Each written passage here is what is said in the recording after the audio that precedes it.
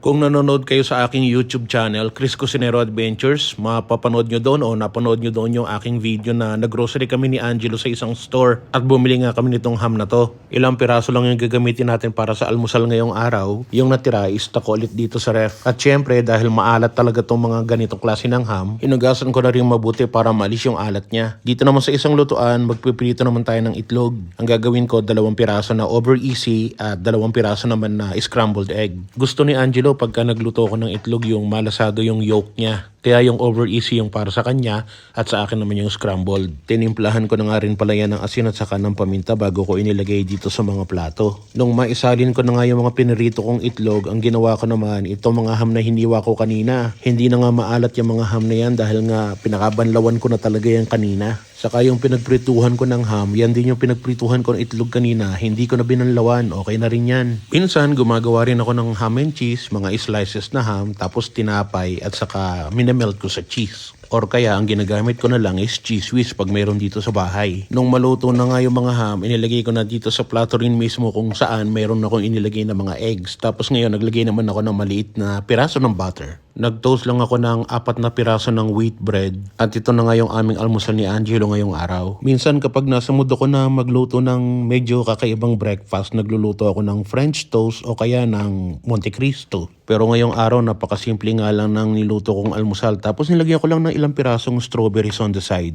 Ayos na mga ka-Berks, ang almusal natin. Kung sa restaurant to, mahal to ha. Timpla naman tayo ngayon ng kape. Nakalimutan ko na ilagay sa video. Pag nagtitimpla nga pala ako ng kape, hindi ako naglalagay ng asukal, hindi na ako naglalagay ng cream. Ang nilalagay ko is cinnamon powder. Angelo, kain na tayo. Halika na. Kala mo, nasa restaurant ka. Ha? Bahay lang to. Parang nasa restaurant ba? Uy, dahil parang nasa restaurant, kailangan may tip. Parang lang. Kuripot. Sige. Thank you. Welcome. Ano man ang hamon ng buhay, palagi ka lang sumabay. Piliin mo laging sumaya. Kay Chris Cusinero panalo ka. Di lang pagluto at sa kusina, sa adventure ay kasama. Sa lugar na kakaiba, halika na kay Chris Cusinero na. Halika na't sumama ka at manood. Mga matay mamamangha, di lang tiyan ang mabubusog. May mga lugar pa lang, ganito ang nangyayari. Kapag nakita mo, mapapawaw, mapapagrabe. Mga ka-Berks, tara muna gala. Mga lugar dito kanyang ipapakita. At sa pagluto, matik kayo ay tatakamin. Pag Chris Cusinero, matik papasarapin. Yum! OFW na nagsumikap ng ibang bayan kahit malayo sa pamilya. Bilang chef sa